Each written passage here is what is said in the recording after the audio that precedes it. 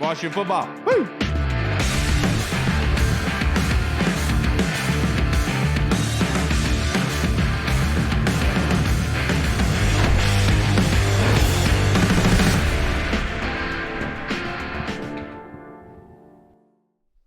Hello, everybody, and welcome to the Burgundy Zone. I am your host, Kyle, and I am joined by my two co-hosts, Michael Hall and Michael Reed. The Burgundy Zone is a part of the Frederick Podcast Network. You can find out more by going to www.listenfrederick.com. But we are rejoined by the hottest man on Twitter right now, Mr. Jamual Forrest of Hogs Haven. Of what else do you got? I mean, how much you are involved everywhere, my friend. How are you doing, Jamal? I'm good. I can't complain. Kyle does a really good job of hyping me up, and I'm look, all I like to do is talk ball. That's it. Talk football. That is it. Hey, you like to talk football. Apparently, Kyle just said you're the hottest person on Twitter. How did you win that title? I knew Reed was gonna pick that apart. Well, I don't know. And Kyle knows I push against all those compliments and stuff like that. But I do. I'm appreciative of the stuff, but I don't know. But no, I appreciate y'all having me on today, fellas. I wish it was in better circumstances, given the situation that they're in right now. But we can only deal with the cards that we're dealt. Absolutely.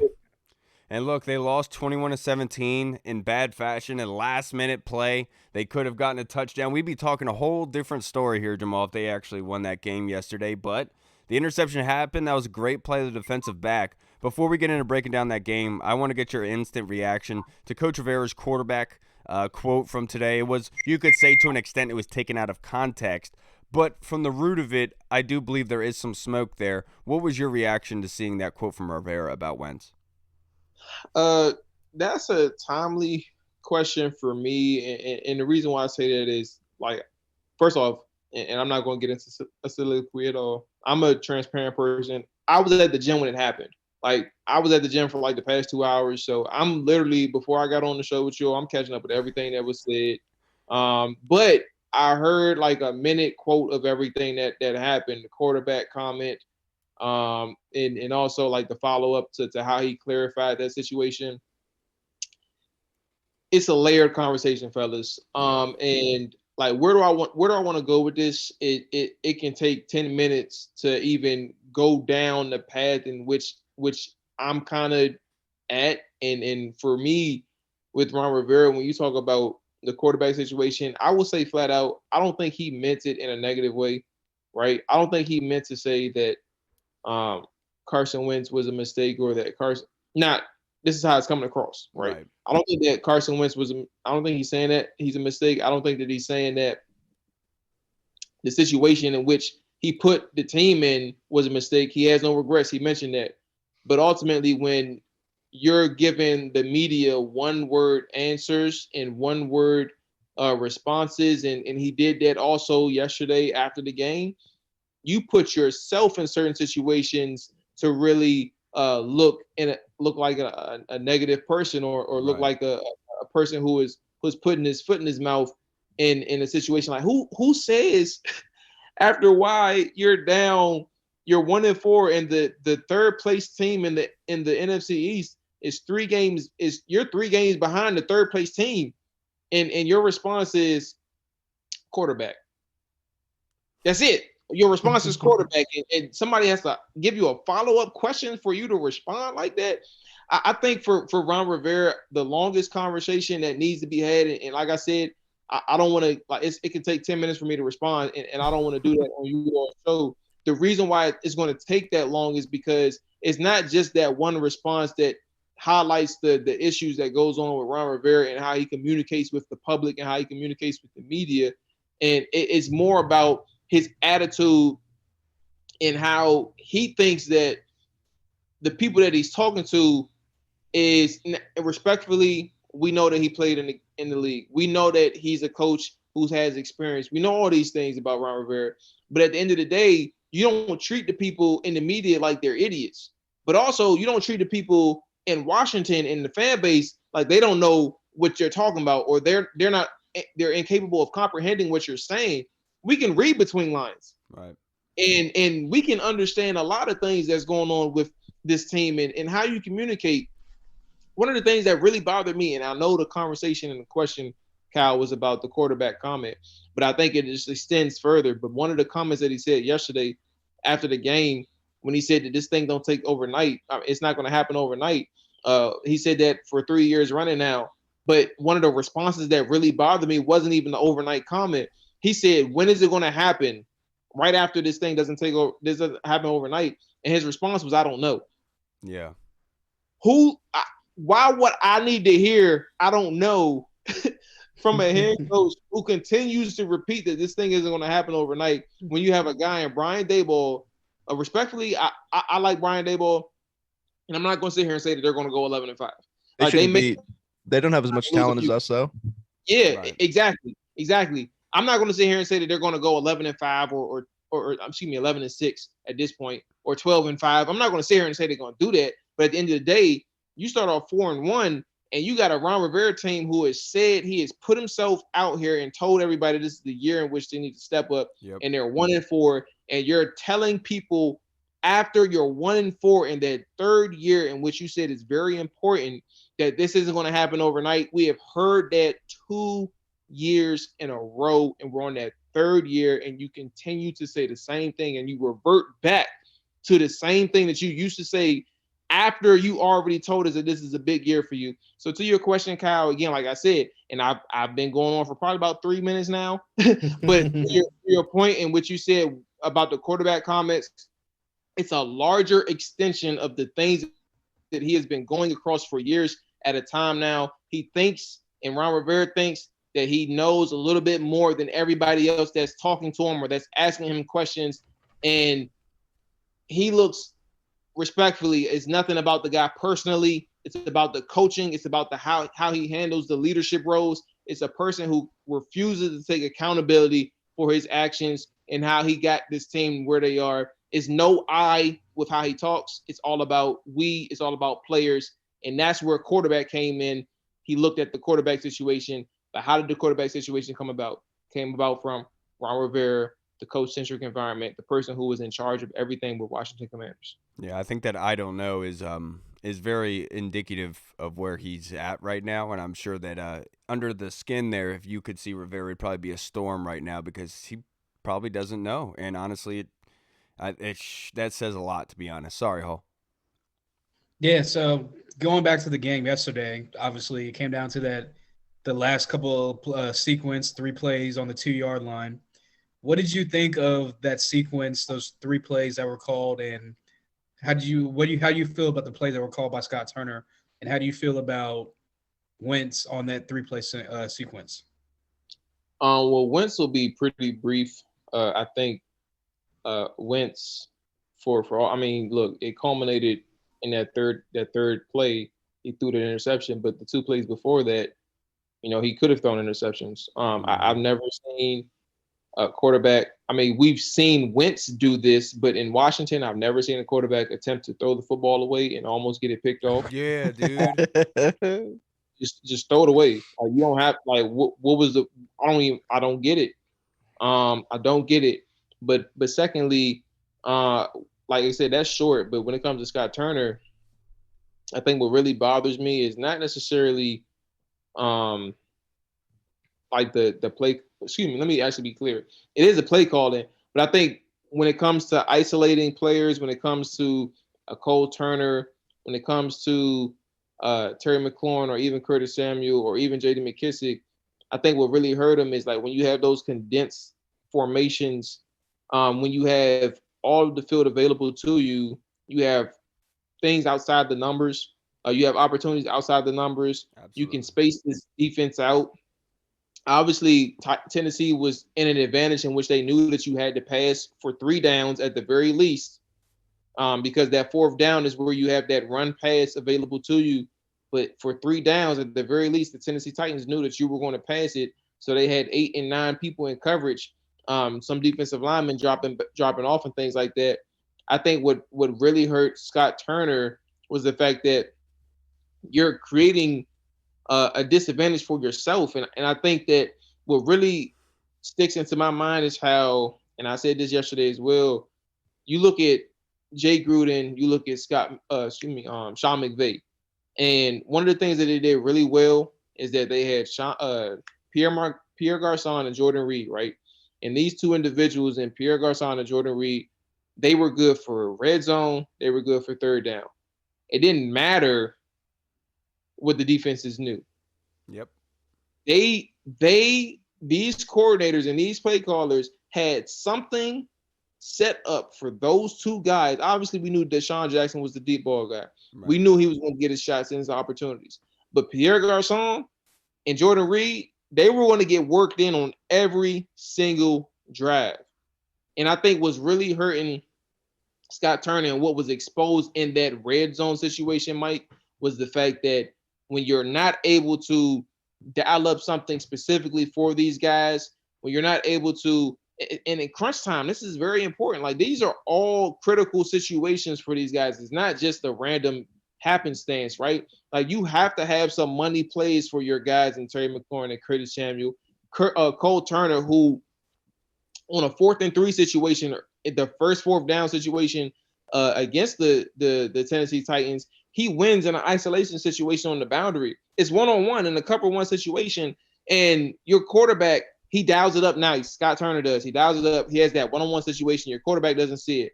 But ultimately, like, you can see there's opportunity there for certain players. So when you're in the red zone, why not give these guys a chance? You don't have to create so much confusion with the players, the Tennessee Titans defense. You can create a situation in which it's a 1-on-1 opportunity, and you're betting on your man to win.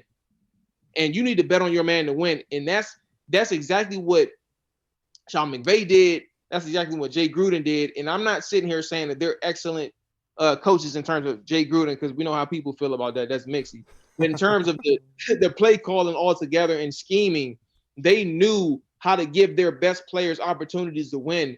And ultimately, when you look at Scott Turner in a situation where I'm not going to sit here and say that he has elite weapons, but he has people that he can go to in the red zone if you find out ways to work them. And Cole Turner is one of those options. Terry McLaurin is one of those options. And maybe Curtis Samuel, depends on how you work them. That can be one of your options. Now, granted, Jahan Dotson, 4 touchdowns, all of them in the red zone. That could have been a big factor. Yep. But ultimately, if he was the one guy that you're relying on for a rookie who's 4 games in, that's a problem. Yeah. Like, you should be a little bit more creative than that. So, Mike, to your point, and I know I'm a little frustrated. I ain't gonna lie to y'all. I think y'all can tell that. To your point in asking about the situation with the red zone opportunities, I think it really came with the formations and how you weren't able to really create isolation situations with some of your best players. Yes. and having those opportunities to really force the issue and say, I'm going to bet on my guys. I'm not going to worry about a play design. I'm going to bet on my guys and create these one-on-one opportunities. And Carson, all you need to do on this play is go to this guy.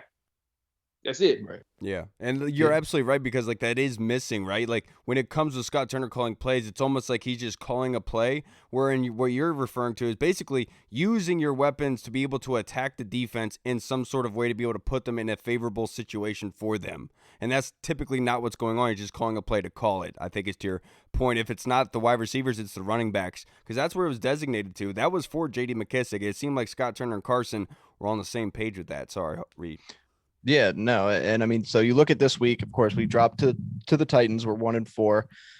We have the Chicago Bears coming up Thursday night. After that, we have the Green Bay Packers. How important was it for this team to get a W and not fall to 1-4 against the Titans? And now, I mean, how much is this panic meter up? Do they have to win this game Thursday before the season's kind of a wrap? Oh, absolutely.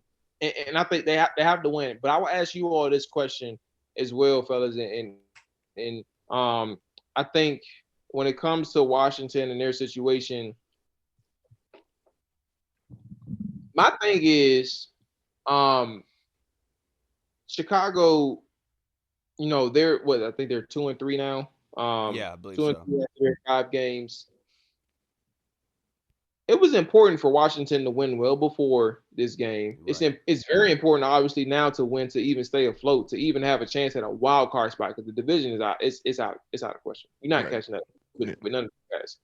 But Chicago has looked much more competent than Washington has, just from a collective standpoint. You're right. And my thing is, as important, and this is where my question comes in, as important as it is to get this win,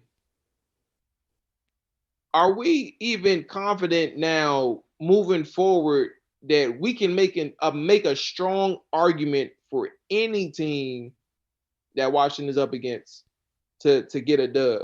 I think that there is obviously, like, if you sit down and think, you can say that, here's the reasons why Washington can beat Chicago, or here's the reasons why Washington can beat Green Bay. Like, if you go line by line, if you go week by week, you can say this is why this is where Washington could beat them. But if you sit here and say without a shadow of a doubt that they can beat any team, Chicago is not a layup anymore. No. The way that Washington is playing. So I'm gonna give you all the question. I want to hear from you all. I know you all asked me to be on your show. I love to just talk. I like conversations. I like conversations.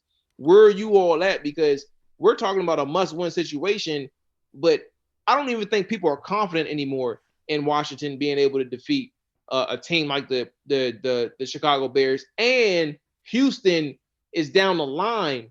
And I don't even think people should be confident in Washington going on the road to beat Houston. No, I'll give the floor to you all. I just want to see where you all are at, because this is really not pretty right now. No, you're 100% right. I mean, you really can't.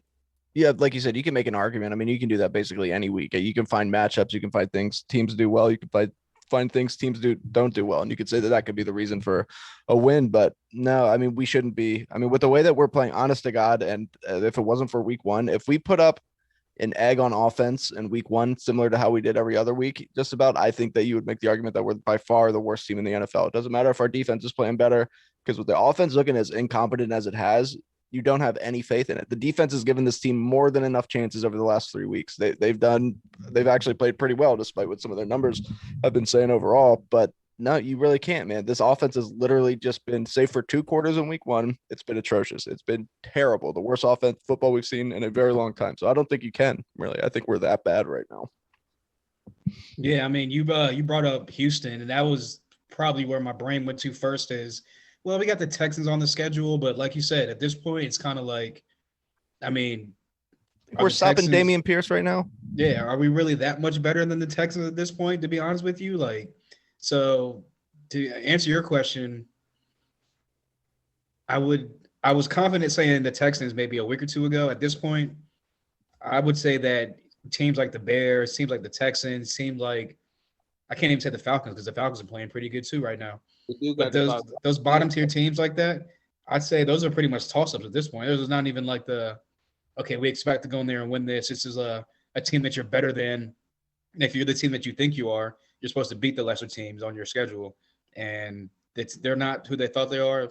Obviously, they're not who we thought they are. So I would have to say, no, I don't see anyone on the schedule that you can say that's a definitive W right there. Yeah, I agree with you. I felt that way after the Dallas game. I felt that was the get-right game, going against a backup quarterback. That was the time to really inflict your will. We knew about Micah. We knew about that defense, but we thought that we could defensively at least do something to keep us in that game, and that didn't happen. And after that, that's when I kind of realized. Because if you look back to last season, what did the Cowboys do to us when we had Taylor Heineke starting? They put up 50 on us, and that didn't happen against us. We couldn't even put up 20. And that was my big concern, and that was the identifier there that there is something collectively wrong here.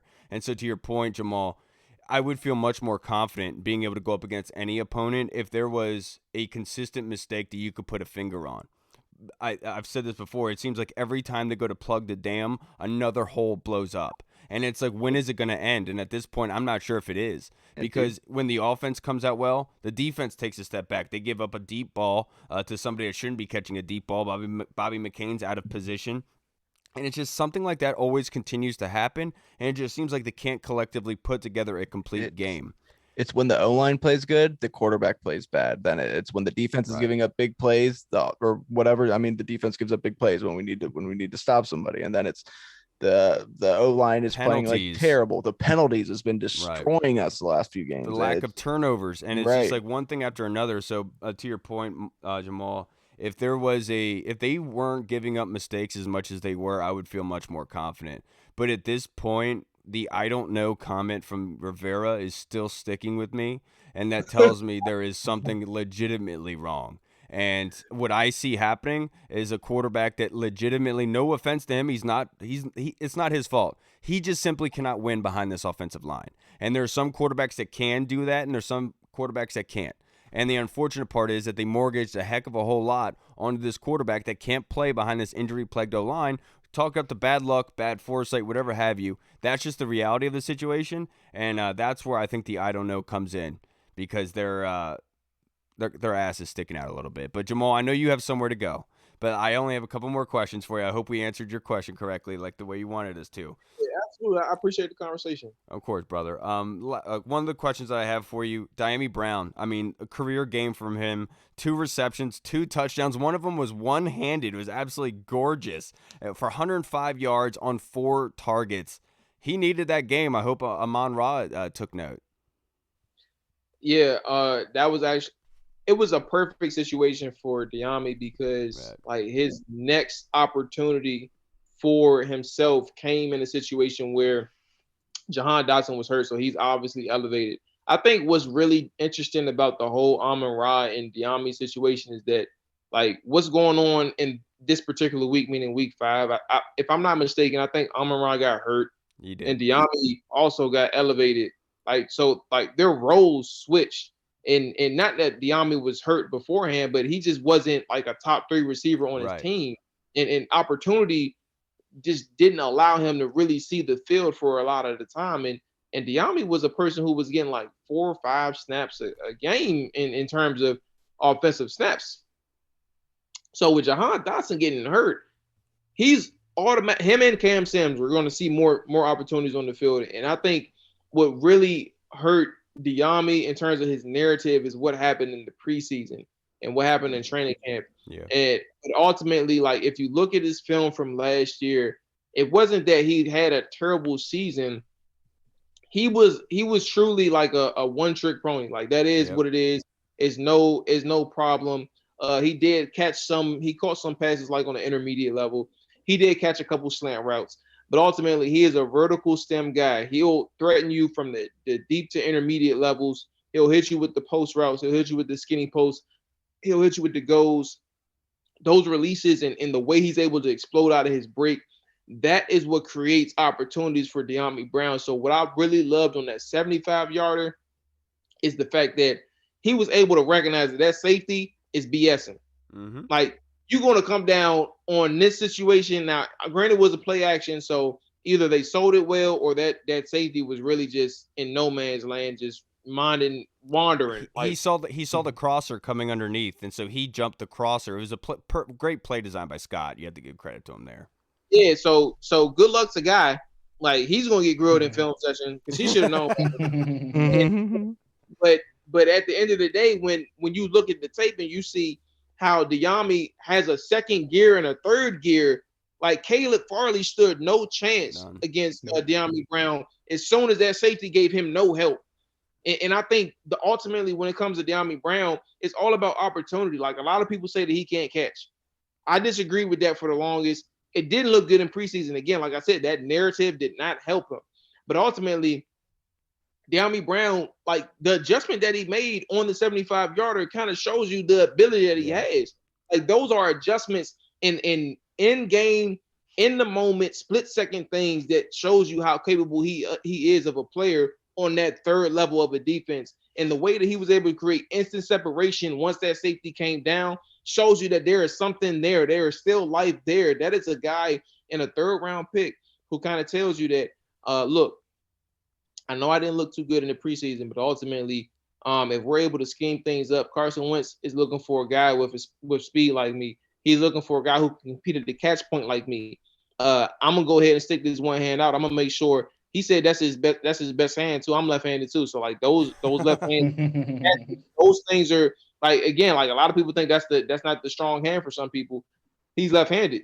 Like that. It was a perfect opportunity for him. It was his day, and I think, for a person in Dyami Brown's situation to come back and bounce back the way he did when he got that one opportunity to showcase that he is still there, he is still a solid draft pick that people took him to be. It's not necessarily the best thing to be a one-trick pony, but sometimes if you have a lot of help around you in the offense that Dyami Brown is in, you can get out on that field and you can create situations favorable for your offense, favorable for yourself, as long as you come up and show up and make plays. And that first opportunity that he got this season to show up and make plays for this offense, he did just that with Carson Wentz. So I'm very happy for Dyami Brown.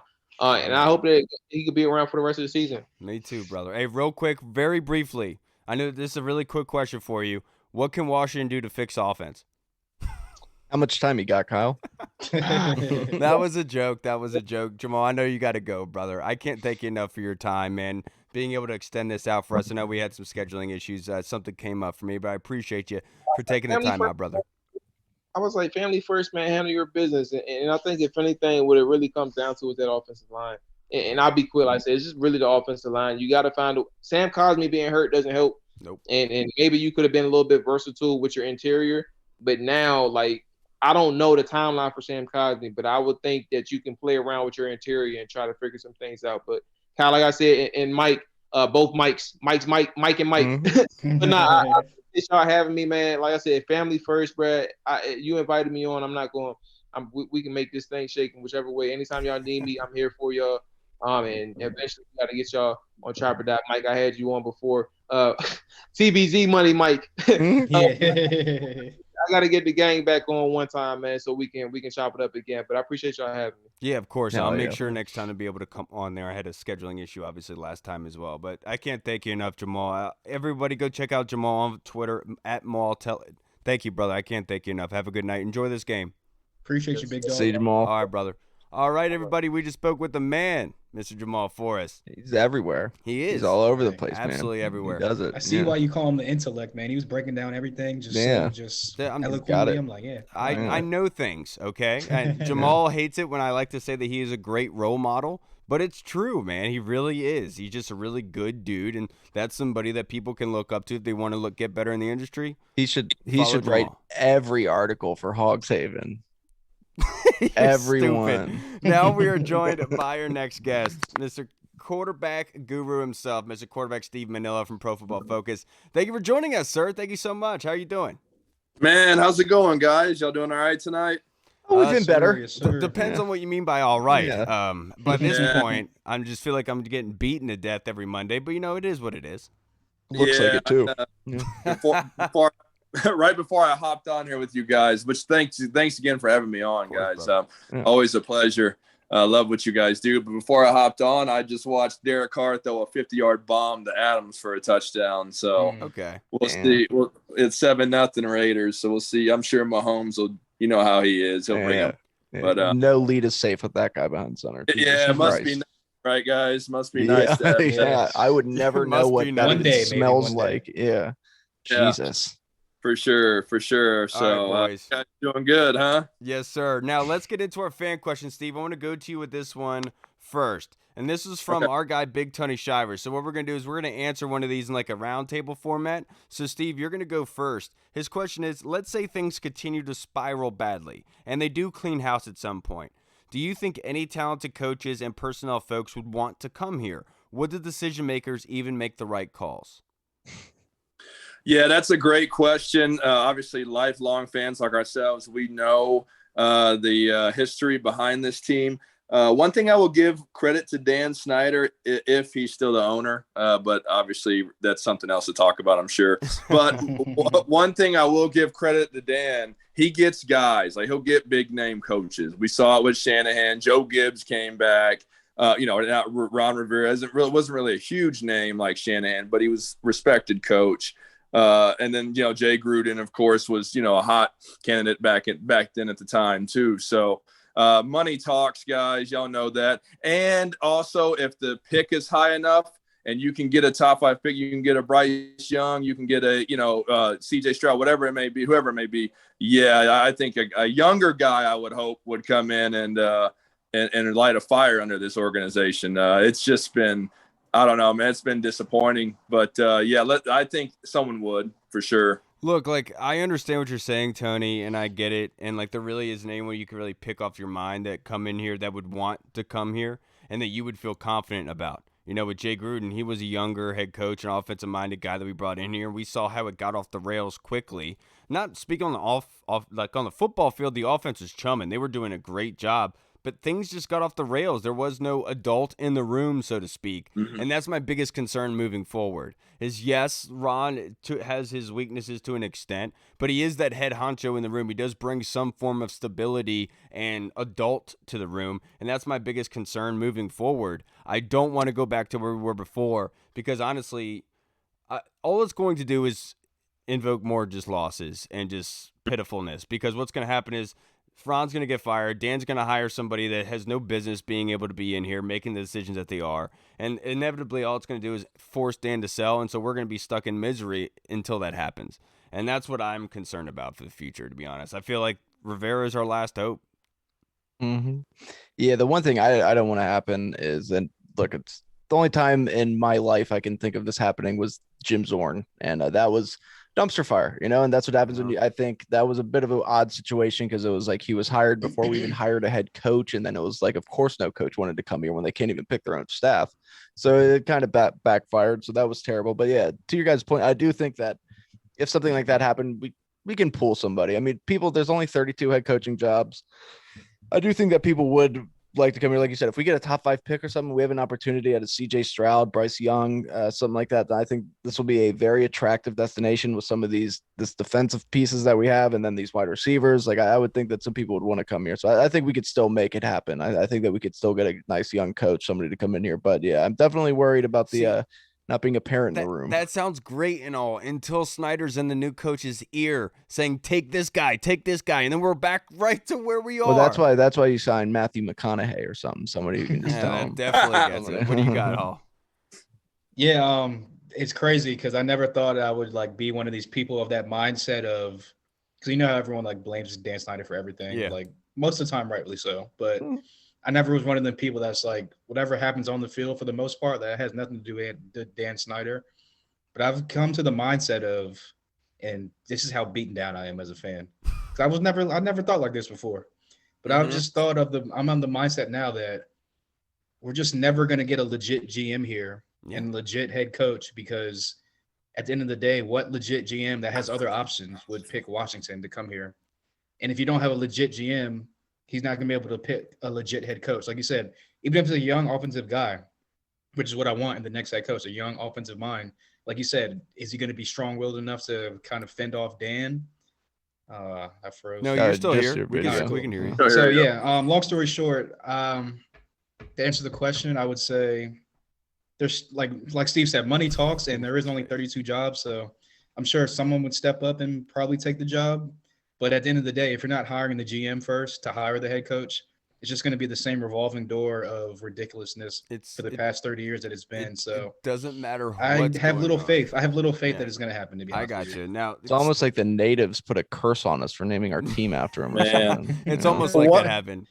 Yeah, one thing I will say, and that we're all in the same boat with this. But I was up in Buffalo for a while, and they were kind of in the same situation. They didn't have the Super Bowl trophies and everything, but they were so bad for 20, 30, almost 30 years as well. And then they finally landed the GM and Bean, and then they finally got McDermott, and then they got Josh Allen. So it was 3. They hit the jackpot, really. I mean, and that now. This is a team that's going to be great for a long time, because of that combination. So that's what I hold out hope on. I know Dan's like the devil, so I don't know if he if it's going to work out for us or not.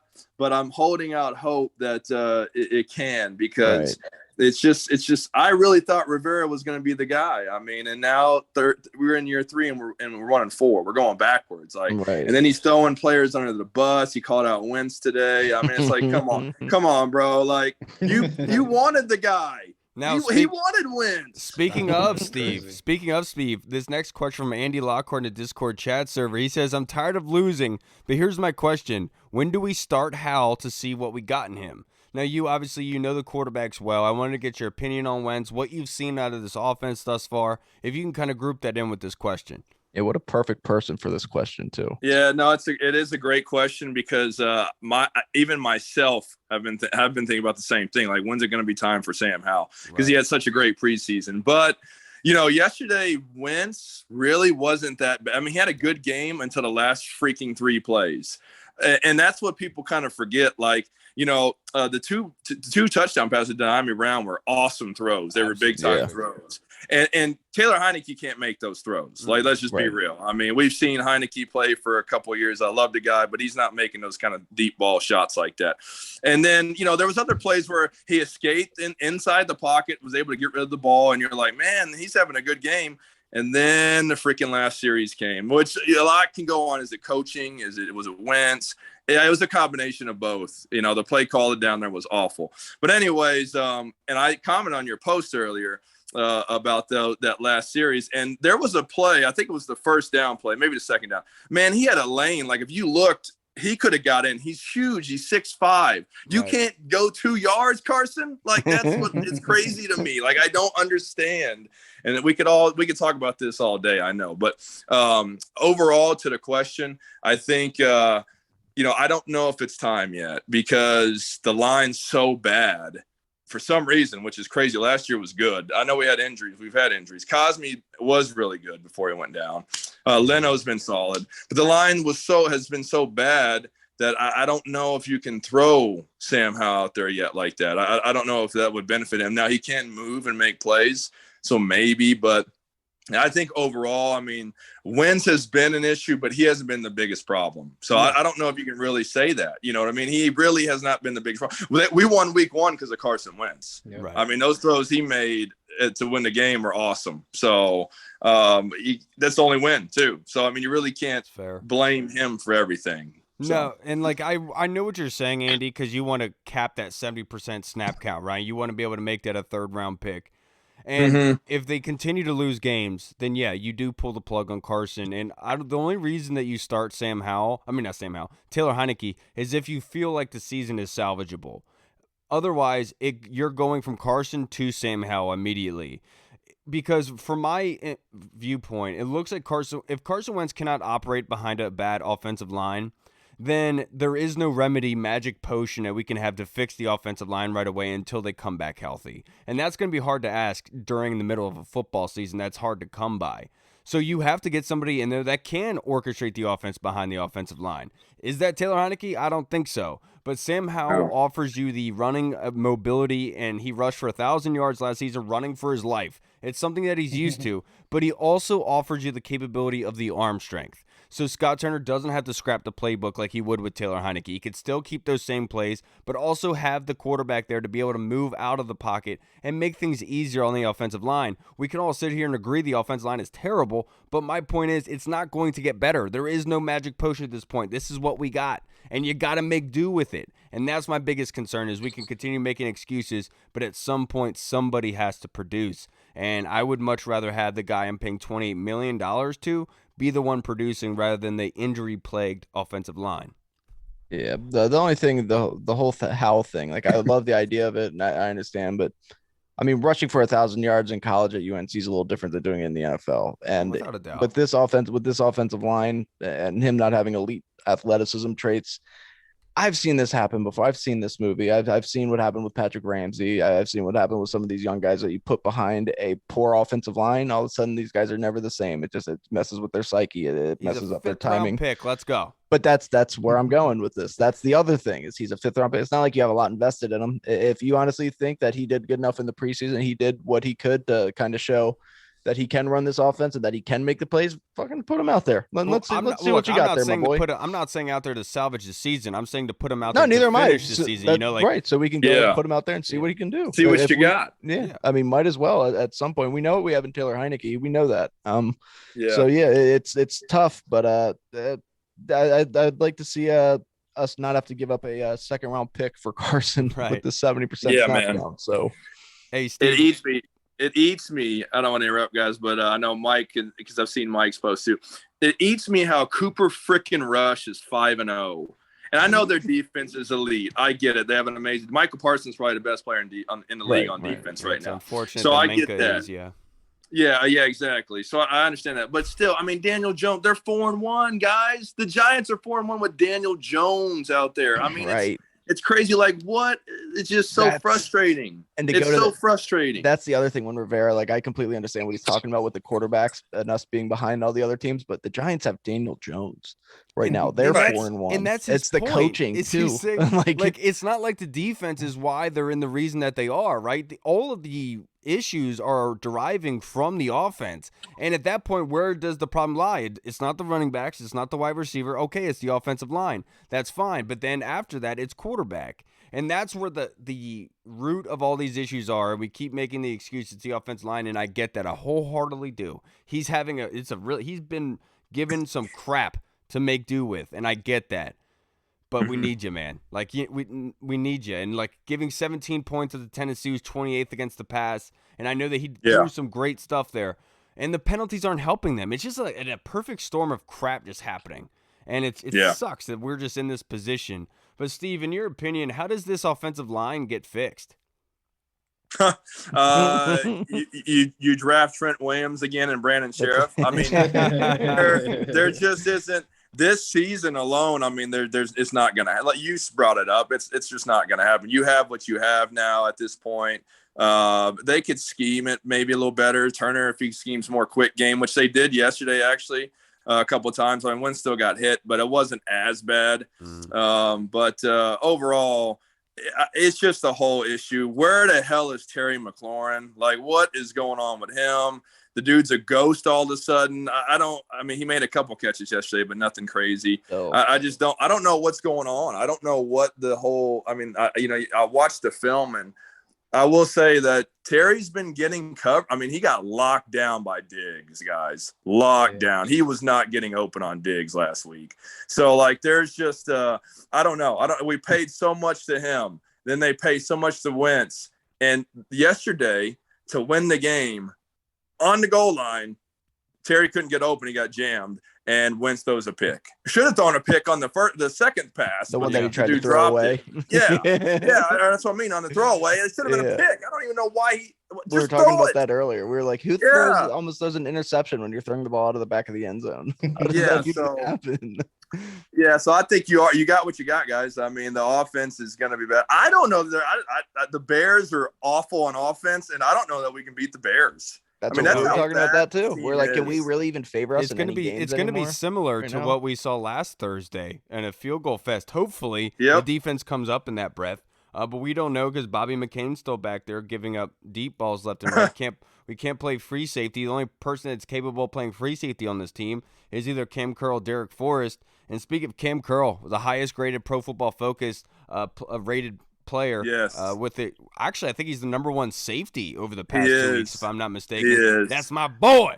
Yeah, he is. He is. He's the dude's a stud. So I live here in Oklahoma City now. Moved back this way last summer, so I know his dad, Greg Curl, really good. Greg's a good friend of the show. Man. Yeah, man. I know he's been on here. So Greg's awesome, man. And me and him have had our chats too. Like, but we both really were sold on the Wentz deal. Like, we were like, man, we got the big arm quarterback now. We got the weapons. It's gonna go down. And it went down all right. It's going down fast. It's definitely gone down somewhere. Absolutely going down very fast. Very fast. So I don't know. I got a question for you three. Like, what happens? So at what point is Ron done? Like, is this team, they're going to finish, if they finish 5-12, is he done? Is that enough? I mean, 3 years of losing. I mean, I know they won the division a couple years ago on a fluke, but is it done? Yeah, Hall, you answer this, but I just want to put this out there in our Discord chat server. Like Tim Towner, Scott Hartley asked this question, so I'm just giving you guys a shout out now. Oi, thank you for the question. I wasn't going to be able to get to it, but Steve just nailed it right on the head. So go, Hall. So that's a good question. I know a lot of like the beat reporters, the JP Finleys, the Michael Phillips of the world. They've been saying that they don't know if Dan is going to let go of Ron with 2 years left on his contract, let go of all the coaching staff, and then bring in a new head coach, pay that whole coaching staff. And what everyone's talking about, Dan Snyder might be like cash strapped as far as like actual cash to pay out and stuff like that. So that might be a part of it. If I had to guess what was going to happen, if they do somehow bottom out, go 4-13, 5-12, whatever it may be, I think that Jack Del Rio will probably be let go. Mm-hmm. Scott Turner, I would probably say yes, but they just gave him the extension, so that's kind of up in the air. But I would definitely say that Ron gets relinquished of his front office, like football power, like overseeing responsibilities, and they put that back on Martin Mayhew and the other 5 Martys that are in the front office. Right. And Hall made it I funny. think that, they go with the actual GM head coach type of structure, which will probably lead to Ron Rivera getting fired the following season because we all know he wants the absolute power. That's what happened with Dave Gettleman. Him and Dave Gettleman were going back and forth, having a power struggle. I could definitely see him and Martin Mayhew at some point get into a power struggle if that happens, and everyone will get blown out. So to answer your question, it'll probably be 2 years from now, whenever he has 1 year left on his contract, like year 4 out of 5. But yeah, if nothing's gonna get done, that has to get done. He has to get relinquished of his personnel power right now because the Ron the GM is not helping Ron the head coach, and Ron the head coach is not helping Ron the GM. So you just got to part ways with those 2 titles. I would say Ron is too loyal to walk away from his guys. I feel like he would go down with the ship, so to speak. But that being said, he did let go of Sam Mills earlier on, so it's not like that's a crazy out of the question thing.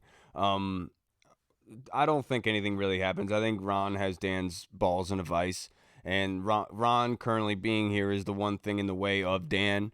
And so there's other areas that know this and are using that to kind of pry it away. It makes Dan easier. It puts Dan right into the lunch pail of everybody else and what they really want to do. So Ron is the last hope. If it all goes down with Ron, I don't think he's gone after this year. I don't know what's going on with this team, to be perfectly honest. I know that they started 2-6 last year. Maybe they do turn it around, but they just look completely lost, and it's really unfortunate, to be perfectly honest. This has been unbelievable.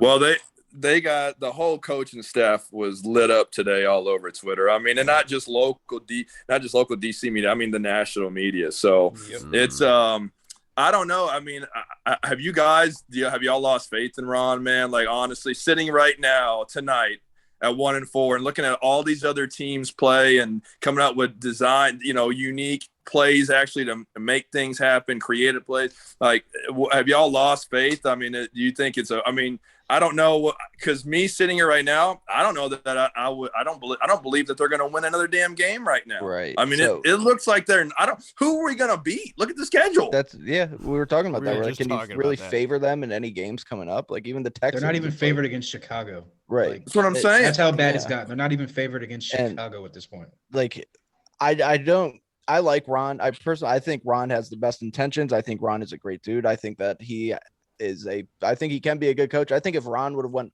just about anywhere else in the NFL, he probably would have had success by year 3. It's just, we are cursed. But no, I do like Ron, and I would like to see him stick it out, but I'm starting, man. I just seeing the same thing every week and hearing all this, like, we have too much talent. There's really no excuses right now. It's like, we do have talent, whether I know the quarterback situation isn't ideal, but we have talent. We have playmakers. We have what should be a good defense. Before the last 4 weeks, we had an offensive line that should have been amongst the top 6 in the NFL, according to you guys at PFF, especially. Like, right. It's frustrating. I don't know what the hell's going on, and I've been a huge Ron supporter, but I'm right on that cusp right now of being like, all right, something's got to get done, because I don't really believe in you anymore, man. I just don't know whether it's your old school mentality or what, but something's got to give eventually. And unfortunately, the blame has to fall on somebody. And 9 times out of 10, that's the head coach. So, yeah, I'm not out on Ron just yet. I'm not out on Ron, but I am out on other elements.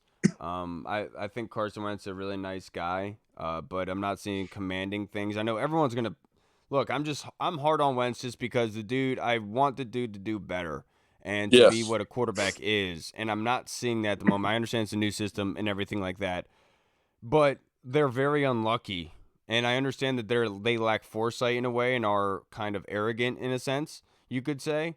But I can't fault them for having confidence in Andrew Norwell and in Trey Turner, and in Wes Schweitzer, and in Chase Rouillet, and in Sam Cosmi, and then the injuries happen, and then all of a sudden we're sitting here saying this. They don't know what the hell they're doing. Like, I can understand how that kind of impacts everything. You know what I mean? And when you're talking about the game of inches of football, all those injuries matter, and we kind of can see that up until this point. And I do think they've been very unlucky, but I haven't lost faith. I just have lost faith in this season, if that makes sense. Yeah. Guys, I'm gonna tell you straight up. I was a guy like Hillary just posted that clip of him in Carolina when he's in the locker room, just going in on everyone in that locker room when they're down by 17. It was a clip circulating around whenever he got hired, and everyone was like, yo, like we finally got something here. Like this is the guy that we need. And I'm gonna be honest. 2 years from that point on, 3 years from now, from that point, I've lost faith in Ron. Like as far as like him being an overseer and like that delegating coach, like okay, cool, he's still good at that, but his clock management is horrible. It just seems like the passion that we saw from him in Carolina on the sidelines in the locker room, you don't really see that anymore. The personnel, I've lost faith in Ron, the personnel guy. Ron, the coach, is still he can get he's it done. teetering the line of me like losing faith in that. But I still think that he has like a good pulse in the locker room. I still think he gets guys motivated. He's a good, like I said, a good delegator to as far as like his assistant coaches and whatnot. But He's Ron, the attractive. personnel guy, is horrible. Like honestly, Yeah. So he has to go. Ron, the coach, can stay for one more year and try to get it right. Yeah. Ron, the personnel guy, you got to go. Yeah. You got to go. And it's sad too because we've all seen it. Like we've made moves for the last 2 off seasons, and every single one of us has been like, "What are you doing? Why are we doing this? Why are we addressing this? We should be addressing this. Why are we bringing in this another Panther who hasn't done shit?" And we're sitting here with this huge gaping hole that's the size of Adriana Cheshik sitting there, wide open. And it's just, I don't know. Yeah, I do think they have been unlucky with the injuries that have happened to them. I mean, their top three picks from this draft, all injured. One was shot, one out for the season with the ACL. The other is now injured with a hamstring. Chase Young, injured last season. Montez Sweat, obviously was not their draft pick, was also injured last season. It just seems like they just cannot get a full team out there. And there's always something. Football, though. No, I understand that. But tell me where the Eagles have injuries at right now. Oh, I'm sure they have a bunch Doesn't of happen. their roster. Look, like even the Cowboys, right? The Cowboys lose their left. My guy. They lose their left tackle, right? And like they use their quarterback, and they're still winning games. I wholeheartedly agree. I totally get that. Without a doubt, I do. Frustrating. But they are still somewhat intact. Whereas it's even our backups are injured. Essentially, is my point that I'm getting at. And it's like, it's unfortunate to the point that we are. But look, you know what's unfortunate? Just like a grand, like big picture type of thing.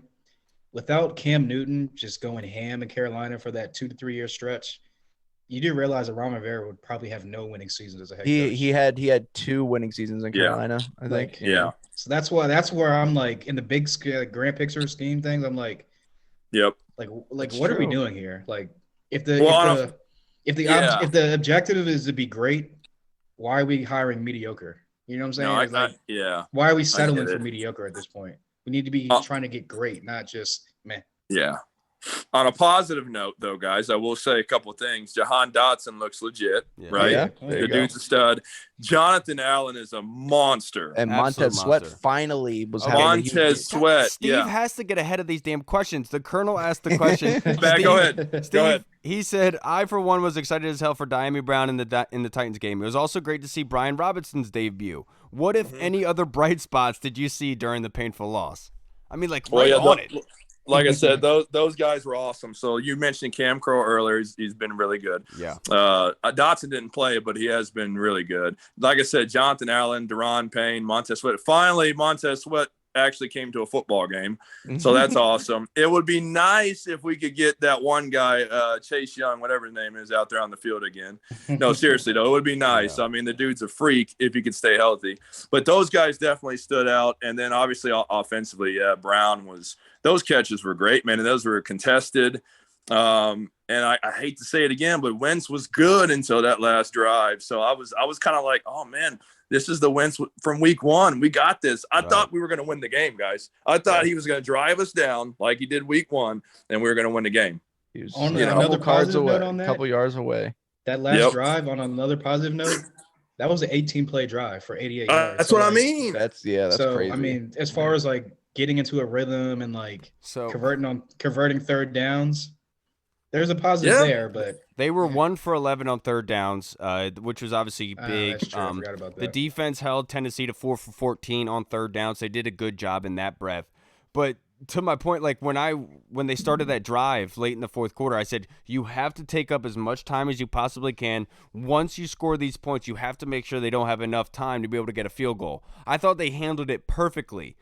They did. All up into those 3 plays. And that's what's probably the most aggravating possible thing for me from the Wentz standpoint, and I guess you could say from Scott Turner. You were literally gifted the W. You were gifted. They handled everything right except for the challenge. Teams literally throw plays out there just to get that opportunity on that goal line, and that happened to you, and you cannot execute. And that's my. And we got a PI. Yeah. And we got a PI just to get to the 2. Yeah. Like, that's crazy. Once we got that, I was sitting down. I was like, "Oh, we got this game." I mean, it's on the 2-yard line, guys. Right. I was very nervous about that 2-yard line. I'm not going to lie to you. I was not confident whatsoever. I just didn't think that they had it in them to get it without the timeouts there. That's crazy. They had a big That's what I'm saying. Like, they handled everything perfectly on that drive except for the challenge call, because everyone and their mother could clearly see that ball was moving around. Ron listened to the hell players.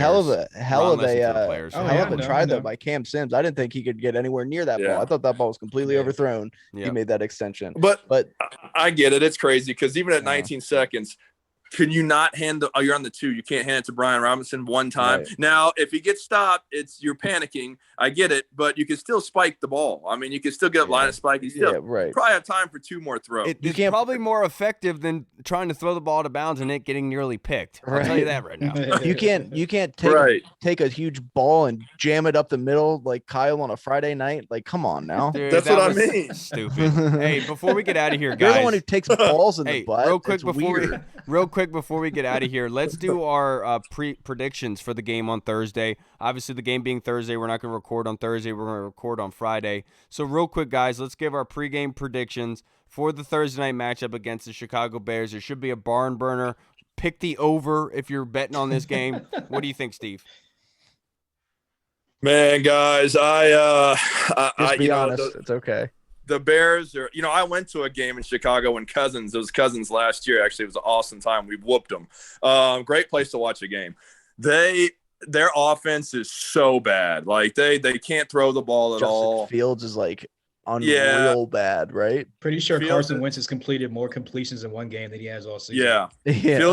Fields has been bad, but I'm picking the Bears because I have no faith right now in us. I have no faith. I think it's going to be like you said, Kyle, last Thursday. I'm going to go, 13-10 Bears on a game-winning field goal. And then Chicago's going to go crazy, and then we're 1-5, hopefully starting Sam Howell the next week. I don't know. There'll be some crazy people here, too. Oh, I know. They already are. I can believe it. So here's what's going to go down. All right. Our offense is going to come out. We're going to go 3 and out a bunch. There's going to be a lot of low snaps that go over Carson's head. And our defense is going to do enough in the beginning. They're going to do a good job holding the Bears, but all of a sudden they're going to give up a few big plays, probably to Darnell Mooney or somebody that should be covered, but he won't be. He'll be open downfield. And the Bears are going to do just enough. And we're going to finally get it going in the second half a little bit. We won't punch into the end zone, but we're going to get moving. We're going to give us false hope. And then in the final minute, we're going to end up losing the game, and it's going to be a depressing 6-9 victory. The Chicago Bears are going to win this game, and America riots because that's 2 weeks in a row now. Thursday night football has just been disgustingly bad. Yeah. So, yep. I will go, guys. I'm a sucker. I'm a glutton for pain. I shouldn't be picking them to win this game. But somehow, some way, I think that they pull it out. Quick, you forget. They do just enough. They do the bare minimum to be the bare minimum ass team in the Bears. I actually think there's going to be some points put up on the board because as sucky as the Bears offense is, Justin Fields can run around and kind of like play some backyard football and make some runs and throws here and there. But to Reed's point, Darnell Mooney has done nothing the entire season. You could probably book him for over 100 yards and a touchdown against us. But I'll go 22-18 Washington. Wow. Somehow, some way they pulled it. That's a high scoring affair in that one, buddy. Yeah. Yeah, I'm feeling frisky, bud. I don't know why. I'm confident. I'm not. I shouldn't be at all. I don't know why. I'm just picking them 24-13. Don't really have a reason for it besides the fact that it being you're a Thursday fan. night. Yeah. But I will say I think Tyler Larson plays in this game on Thursday. I hope so, and man. I think we I think need the Heat Tyler back. brings a big difference to that offensive line. I think the Heat kind of brings some stability there and helps Carson Wentz. The offensive line only gave up 3 sacks. I know that they had a lot more pressures and everything like that.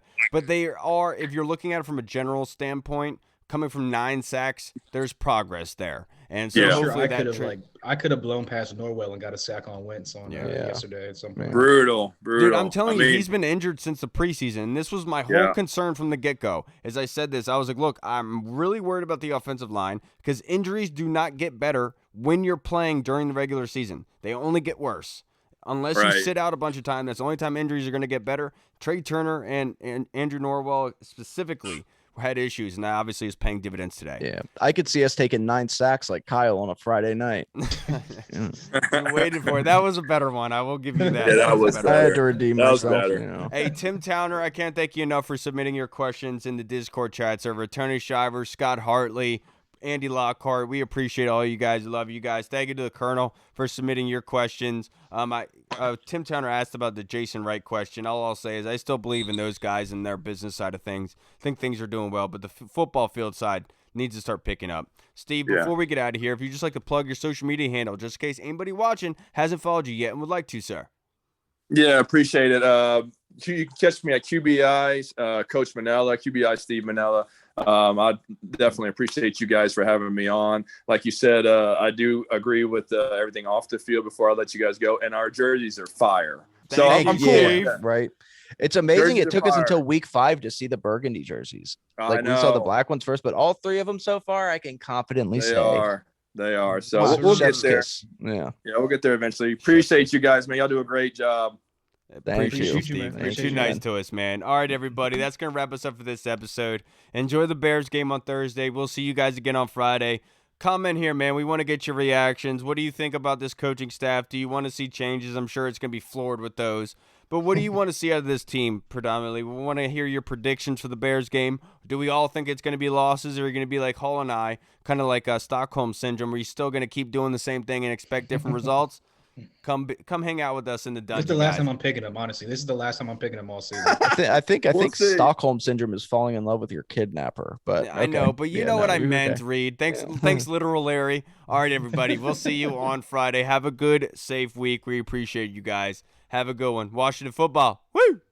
Hey, what's up, everybody? It's Kyle. I just wanted to say thank you so much for watching. And if you liked what you saw, make sure you hit the subscribe button and the notification bell. That way you get notified when anything new is uploaded to the channel. Also, we just launched theburgundyzone.com. You can go there and find all of our latest news, articles, and the latest episodes that are uploaded. Again, we also have the Discord chat server, where all of our VIP folks are in, like Andy Burrows, Scott Hartley, Sergio Martin is in there as well. Don't miss out on the Discord chat server. Go and check that out. Until next time, everybody, Washington football. Woo!